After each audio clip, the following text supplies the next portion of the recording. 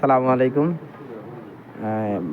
আমাদের মানব কল্যাণ পরিষদের প্রচার সম্পাদক শামীম ফরাজি ভাই, তিনি নিজেই আমাদের মানব কল্যাণের সদস্য ভাইদেরকে এই মজু পান করাইতেছে, তার জন্য সকলে দোয়া করবেন।